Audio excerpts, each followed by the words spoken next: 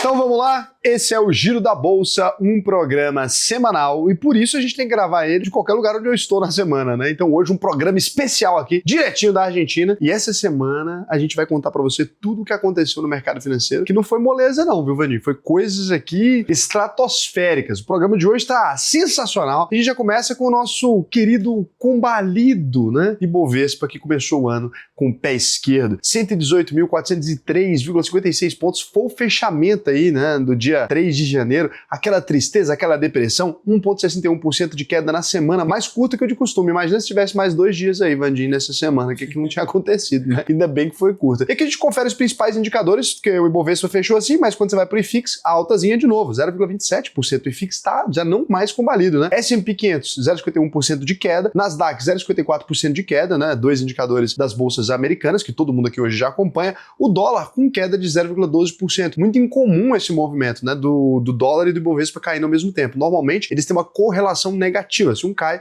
o outro sobe, né? E aqui, nesse caso, a gente acaba percebendo que nessa semana o mundo tá tão catastrófico que eles caíram os dois ao mesmo tempo. E o Bitcoin fechou aí com 4,82% de alta, deixando aquela esperança, deixando acender essa alegria de ver o Bitcoin de novo acima dos $100 mil aí, né? E o Ether, moeda da rede Ethereum, fechou com 7,55% de alta também. A gente teve uma semana aí bem parada no mercado financeiro, todo mundo curtindo o Réveillon, né? Palavra francesa, não sei por que a gente usa, o Ano Novo, mas a gente tem muita coisa para comentar hoje, começando pelo pessimismo do mercado com relação à economia do Brasil em 2025, porque pela 11ª vez seguida, o Boletim Focus do Banco Central aumentou a perspectiva de inflação, passando de 4,84% para 4,96% no fim desse ano, e a meta do governo é de 3%. A maior preocupação continua sendo, então, o risco fiscal, porque se o governo não para de gastar e dar um jeito com as contas públicas aí, a gente pode ter mais crise, parecer com aquela de 2015 ali, do governo da Dilma Rousseff. E apesar do governo ter fechado o ano com desemprego nas mínimas históricas e o PIB crescendo mais que o esperado, a inflação pode fazer tudo desandar daqui pra frente, né? Porque é aquilo, a coisa tá indo bem, mas tá com muita injeção de capital, muito dinheiro do governo. Se as coisas não se estabilizarem, nada pra gente. E a explicação é que os preços mais altos forçam aí o Banco Central a aumentar ainda mais os juros, o que explica o mercado já prevendo aí uma Selic perto de 15% no fim de 2025. Lembrando também que no ano passado o mercado previa uma queda na Selic e acabou subindo. Então essas previsões, elas não dá pra gente se apegar assim, né? Mas é muito preocupante, porque os juros altos fazem a economia brasileira ficar estagnada, o que é ruim para todo mundo, porque se o Brasil para de crescer, as empresas ganham menos, contratam menos, o desemprego sobe, fica mais difícil para o governo aumentar a arrecadação, enfrentar o déficit público, o nosso percentual de pagamento de imposto fica mais alto, a arrecadação do governo tem batido cada vez mais recordes e lá.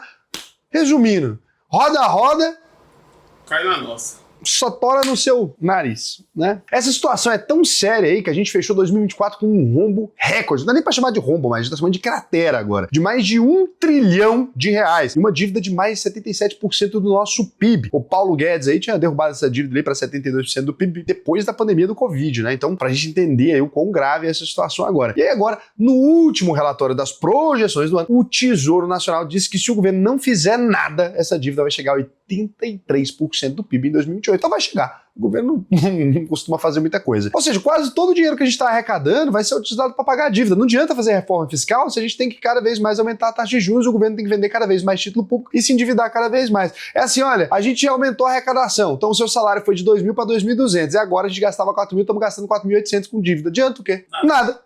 E a gente não pode esquecer que o governo Lula tem vários outros problemas para enfrentar esse ano. Depois de bater o recorde de déficit das empresas públicas nos últimos 15 anos, recorde nas queimadas, nas mortes por dengue, na desaprovação do governo que chegou a 48% e no preço do dólar, que agora, né, tá aí bonitão. Se a gente olhar o dólar aí, chegou a bater R$ 6,30 só em dezembro. A gente tá falando do terceiro pior ano de fluxo cambial negativo na história de todo o Brasil. Só não foi maior que a de 2019 e a da pandemia de 2020. E esse resultado só não foi pior porque em dezembro o Banco Central aí fez o maior leilão de dólares da história no único mês, né? Torrando aí 21 bilhões de dólares, o que dá 6% de todas as reservas de dólar do Brasil para tentar segurar a desvalorização do real. E ainda assim o real fechou o ano com a desvalorização de 27% em relação ao dólar, né? Então, assim, o Banco Central gastou 6% de tudo que a gente possuía de reserva para jogar o dólar ali no mesmo preço que ele estava, basicamente, só diminuir a pressão que ele estava de crescimento. E como o fluxo de capital estrangeiro é uma parte importante do fluxo cambial, esse medo dos estrangeiros de investir no Brasil ajudou a derrubar a nossa bolsa. O Ibovespa caiu quase 10% em 2024. E quando a gente olha a bolsa dolarizada, né, bolsa em dólar mesmo, a gente está falando de 30%, o EWZ, ou seja, cara, todo brasileiro ficou mais pobre esse ano, né? Um resumo aí que a gente teve. Primeiro ano do governo Lula em 2023, com o mercado bem apreensivo, mas ficando mais aliviado, conforme a Haddad foi se mostrando ali mais ponderada, até um pouco mais pró-mercado, né, do que a gente imaginava. No ano retrasado aí, e aí as ações voltaram a subir. O Bovespa bateu o recorde nominal em dezembro de 2023, e aí eles ficaram tranquilos. E depois de 2024, a gente chega aqui perdendo o controle das contas públicas, né, batendo o pé para não cortar gasto, déficit fiscal se tornando o maior problema do nosso país, e agora a gente tem uma perspectiva ruim para 2025, com vários bancos, inclusive, recomendando a venda de ações brasileiras, e o motivo é que a gente pode ter uma value trap, né, uma armadilha de valor na Bolsa Brasileira, ou seja, as ações estão baratas, mas os analistas dizem que o risco é grande demais. E eu estou comprando, quero deixar bem claro, nossa Bolsa Brasileira está com um desconto quando a gente olha para a média dos indicadores aí de PL, né, o preço pelo lucro das empresas está em 7,89 vezes, e a média histórica é de 10,96 vezes. Acho que o Brasil tem risco, mas não é uma coisa que eu tenha esse receio, não, das empresas deixarem de existir nem nada disso. E se de um lado tá todo mundo acreditando que tem um cenário desafiador em 2025, por outro lado, os analistas ainda acreditam que a bolsa vai subir um pouco mais, né? Na média, a aposta é que o Bovespa vai fechar o ano acima dos 140 mil pontos, né? Tá variando aí do JP Morgan, que está sendo considerado o mais pessimista, talvez, a 135 mil, até o mais otimista, que seria a CM Capital, a 154 mil. Eu queria o seguinte, mostrar que os investidores sardinhas aqui desse canal sabem mais de bolsa que os analistas todos. Você vai comentar aqui quantos por cento você acredita de alta em 12 meses, aqui embaixo, né? Sendo aí o otimista ou pessimista, todo mundo aqui tá sendo otimista com relação ao índice. Vai comentar aqui quantos por cento e a quanto você acha que vai fechar. E a gente vai pegar, e lá no fim do ano, a gente vai voltar nesse vídeo e vamos dar um prêmio para quem acertar. O mais próximo. O que você acha? Eu acho válido. Eu acho válido também. Já que é pra fazer chute, porque tudo isso é chute, ninguém sabe, ninguém dorme com o Lula, nem com o Andrade, nem com o Galípolo, nem com ninguém. Então já que é chute, fazer chute a gente sabe chutar também. Todo mundo aqui é boleiro, todo mundo joga um futebolzinho de fim de semana, virou pelada, a bolsa virou pelada. Então chuta aí você também. E uma coisa que também pode influenciar muito no Ibovespa esse ano é a volta do presidente Donald Trump aos Estados Unidos. Ah, você gosta do Donald Trump? Não, só empolguei. Eu gosto do Donald Trump, vou admitir, o laranjão. Aquele arrotinho de chucrute, ele pra mim, ele é o homem lindo, velho. Ele vem forte aí pra esse segundo mandato, com apoio muito grande do Congresso, que já tomou posse na sexta-feira, a posse do Trump vai ser no dia 20. O mercado já tá esperando que ele invista pesado na economia americana, que pode aumentar a inflação e até interromper o ciclo de corte de juros nos Estados Unidos. Será? E pro Brasil, o governo Trump pode afetar a bolsa de várias maneiras. Ele já deu a entender que vai taxar as importações brasileiras para compensar o imposto de importação no Brasil, ou a gente abaixa. Isso pode atrapalhar a nossa venda de commodities. Já falei lá, já disse em vários vídeos aí, tô cansado de falar isso aí. Ele pode boicotar também produtos chineses e esfriar a economia do nosso principal cliente aí, que é a China. Resumindo, o laranjão quer pôr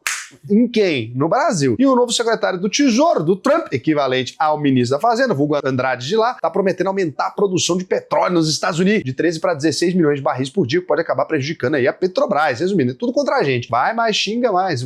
O povo aí, vai lá, Janja, ministra das Relações Internacionais. Outro ponto aí importante também é que o Trump pode ser decisivo para acabar com esse conflito aí na Ucrânia e também com a guerra de Israel contra os terroristas, que nessa semana deixou 54 mortos na faixa de Gaza. Ou seja, se o Trump conseguir utilizar essa influência dos Estados Unidos para acabar com essas guerras, a tendência é de queda no preço do petróleo, porque tem vários produtores importantes envolvidos nesse conflito. Bom para o mundo, né, mas não necessariamente para a Petrobras. E quem também pode cair com o fim das guerras é o ouro, né, que com esse cenário de instabilidade econômica dos países e risco da escalada das guerras, teve o melhor desempenho, 14 anos, subindo 27% em 2024, que acabou puxando para cima o preço das joias e fez até a Rolex aumentar em 8% o preço dos relógios. Muito importante essa informação, né? Principalmente pra gente que é consumidor aí, todo mundo aqui, grande consumidor de Rolex. A gente compra 4, 5 por mês, fazer coleção, né? Aí afetou muito a gente, né? E é claro que os entusiastas do Bitcoin também estão ansiosos para ver como vai ser a dobradinha Trump e Elon Musk, que vai fazer parte do governo, que é ajudar a desburocratizar o mercado cripto. A eleição do Trump fez o Bitcoin disparar e fechar o ano com 130% de alta, e o ano terminou com boa parte dos investidores sacando dinheiro para embolsar esse lucro de até agora. O que não está sendo bom para o Musk é a queda nas vendas da Tesla, que vem perdendo a guerra contra a principal concorrente, A BYD é a fabricante de baterias da própria Tesla, né? Enquanto a Tesla teve a primeira queda anual de entregas, com 1,8 milhão de carros em 2024, os elétricos chineses tiveram recorde de vendas. Isso fez as ações da Tesla aí despencarem quase 10% na semana, com a $406,13. Para você que chegou até aqui, o que eu vou te convidar? Poxa, para você conhecer a UVP, né, a maior escola de investimentos do Brasil. Já começa seu ano tudo certinho. Se você quiser se matricular, auvp.com.br, clica aí no botão preencher o questionário, preencha as perguntas tranquilinho, porque vai ser um prazer te ensinar a investir no Brasil e no mundo inteirinho. Lembrando, entrou na UVP e não aprendeu a investir, eu devolvo 100% do seu dinheiro. Agora a gente vem aqui pro quê, Vandinho? Rapiditas. Rapidinhas. O que é uma rapidinha, Vandinho? Uma rapidinha é algo que você não deve fazer depois de comer uma parmegiana aqui em Mendonça, viu? É um negócio difícil. Não é nada disso, não. Eu tô falando aqui das notícias rápidas, né? Notícias rápidas e não tão relevantes o suficiente para ganhar um destaque aqui no programa, né? Então, o governo fechou um acordo com a Gol e a Azul e vai perdoar 5,8 bilhões em dívidas tributárias das duas empresas. A conta da Azul vai cair de 2,8 bilhões de reais para 1,1 bilhões de reais e a Gol só vai pagar 880 milhões de uma dívida total de 5 bilhões. Caiu legal. O desconto da receita da Fazenda Nacional levou em conta a situação econômica e a capacidade de pagamento de cada companhia aérea, né? E lembrando que se elas quebrarem, a gente não viaja mais. E a dívida líquida da Azul estava em 24 bilhões no terceiro trimestre e da Gol em 27 bilhões, né? Então elas não estão tendo nem lucro. A B3 e a Receita Federal lançaram uma nova ferramenta para ajudar o investidor na declaração do imposto de renda. O REVAR de renda variável pode ser utilizado a partir desse ano para apurar os ganhos com ações, fundos imobiliários, ETFs e BDRs e calcular o imposto devido e gerar a DAF. Então é uma facilidade aí, finalmente, a B3 se movendo, agora que ela vai ganhar concorrência. Depois de oferecer quase 16% de rentabilidade, o Tesouro Direto recuou um pouco na volta do Réveillon aí e fechou a semana com uma taxa de 15,56% ao ano. Mas para quem é cliente da UVP, lá na UVP Capital, você pegou hoje títulos, não do Tesouro, mas títulos privados aí de 17,10%. 17,50, graças ao rentismo brasileiro. Ainda tem cashback, então você talvez pega 18, né? Já o Tesouro IPCA está pagando 7,75% acima da inflação para o título com vencimento em 2027. Sem reconhecer o resultado das eleições na Venezuela, mas dando a entender que reconhece, o presidente Lula vai enviar uma embaixadora para a posse de Nicolás Maduro. E não é o Gustavo Lima, que seria o embaixador adequado para essa situação. Na próxima sexta-feira aí é uma embaixadora que vai lá visitar. O ditador está há 12 anos no poder, 12 anos, né? Desde a morte do Hugo Chávez, em março de 2013. E o Hugo Chávez já não era lá um democrata, porque também tinha dado golpe, tinha fechado, trocado os ministros da STF, fez um rolo danado, um cambalachozinho. Uma coisa interessante, viu? Depois vale a pena você estudar essa história. E aí o presidente Lula, no engate, já veio aqui e sancionou uma lei que cria uma nova estatal voltada para a exploração aeroespacial. A empresa vai ser subsidiária da Nave Brasil, criada em 2020 no processo de reformulação da Infraero. Então, exploração espacial aí. O cantor sertanejo Gustavo Lima cansou de ser embaixador e quer ser presidente da República agora em 2026. Como ele apoiou o Bolsonaro nas últimas eleições, parte da imprensa está tratando a notícia como uma traição ao ex-presidente. Ele podia primeiro ser governador de Goiás, depois do Caiado aí, bem que é o Vilela que vai vir agora. Você tem que começar os sonhos aos poucos, Gustavo. Não dá pra ser desse jeito, não. Eu vi o pessoal falando que ele vai entregar o Bolsa Tigre. Mas se bem que se o Brasil parece um puteiro de cabaré, ele entende. Ele entende. Podia, inclusive, ser o slogan, de cabaré eu entendo. Fica aí a dica pro Gustavo Lima. E notícia ruim agora, os ataques terroristas aí em Las Vegas e Nova Orleans deixaram 16 mortos no dia 1º de janeiro e podem acabar com os planos da Turo, conhecida como Airbnb dos carros. A empresa estava se preparando para fazer um IPO e vender as ações na Bolsa Americana, mas os dois ataques foram feitos em carros alugados pela Turo, o que levantou dúvidas sobre controle de usuários e segurança da plataforma. E agora a gente vem aqui pro calendário dos dividendos, começando com ele, o BTG Pactual. Tá pagando, meu patrão. Pagando. Meu patrão. Vitia e a Brisanet também vai pagar. Tem ação pra caralho do BTG. Vou ficar rico só com esse dividendo aqui. E pra fechar esse programa sensacional, a gente aqui traz uma notícia realmente relevante. O Flamengo e o Corinthians podem perder as principais patrocinadoras por causa da decisão do STF sobre bets consideradas ilegais no Brasil. A PixBet e a Esportes da Sorte não foram listadas pelo Ministério da Fazenda para atuar legalmente em 2025. O que sobrou foi usar uma autorização da Loteria do Rio de Janeiro, mas que, segundo o STF, só tem validade dentro do estado do Rio de Janeiro. O Tigrinho vai parar de pagar. Vai parar de pagar. Agora a CBF, quem vai decidir se os times podem continuar mostrando as marcas na camisa das competições nacionais. Bom, se não é legalizado, vai mostrar a marca como, meu filho? Se legalizar, o PCC tem que fazer anúncio também. Porque, né? Se tá proibido e pode fazer patrocínio, então o PCC vai fazer anúncio também. Palhaçada é essa? A gente tem que analisar o quê, gente? A STF já analisou isso aqui, não é possível. A CBF já tem que analisar isso aqui, não. A CBF já tem que dar prejuízo pra isso aqui. Cadê o Xandão? Senão o Xandão resolve essa p... Se botar, o Xandão vai tirar. Resolve. Eu vou falar. Cabeçona. Vai, beijo.